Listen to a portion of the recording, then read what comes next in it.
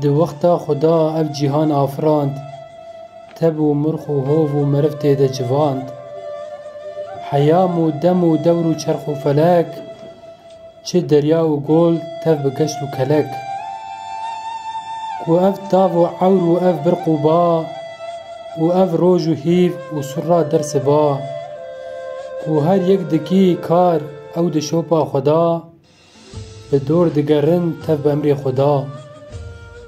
اگر کو نبا اف نظام و حساب، جیهان دی بما تم ویران و خراب.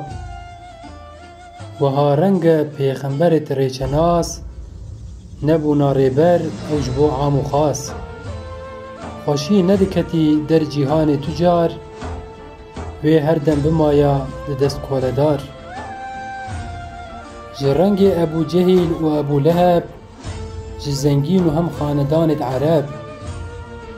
پیغمبر دو وقتا کودنگ دا جیهان، به وحی و پند هم به نطق و بیان. جدور و جنیزیک لدور بون خلک، اینان باوری پی جوانا گلک. کو سلمان فارس جتوغم عجم، به اول تبابو جدور هات جم. عمر او جسودان صحیبی جروم، بدین رتبابو لدور بون کوم. جشهر مکه او بلال حبش، کول اشکرا کر بوی دنگ خوش. دبی جارک یک مرف هات جم، به دست کرد و لرزی جسر تا قدم. جنشکا و رابو شاه دل مزن، گو ای دوست و یار حوال من. نه کسرام ایرو نجی قیصرم، نه خاقان و شاهم نجی بگلرم. به رنگ و خلافت نجو زیدمه، مرف کی خدامه یکی وکومه. چه تشتی دبیجم جوار یک بیک، حمی وحی و پیوین خدای فلک. پیغمبر دماک و ساوید و گوت، دل و جرگ و میلاک جوان تفد صوت. جوی روژه پیوه کو خلق بر ببر، بدین رتبابون چه هور و چه گر. زعیم عرب پر لوان خوش نهاد، کو روژک جروجان لهف بون جواد. کو شیورا خدانین بکرب و بکین، بکشنا محمد حمی آخوین.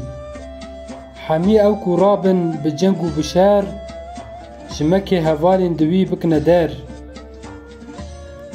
پیغمبر دماکو بهیستف خبر، مخابن گلک ما بآخ و کدر. گلک پونجی وی شوی دل بغم، جنشکا و جبریل جور هات جم. سلاف لیکر و رونشت و کنی، پاشه جیره گوت غم مخو ازبنی.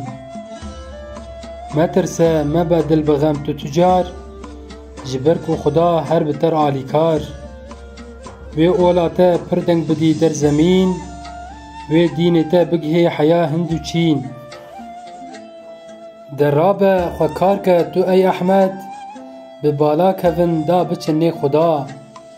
ده فرمو ای پیغمبر امتی، به کیف و خوشی دا بچن حضرتی. جبالای جورین کو اف مجدهات، لناو محمد بکن الصلاة.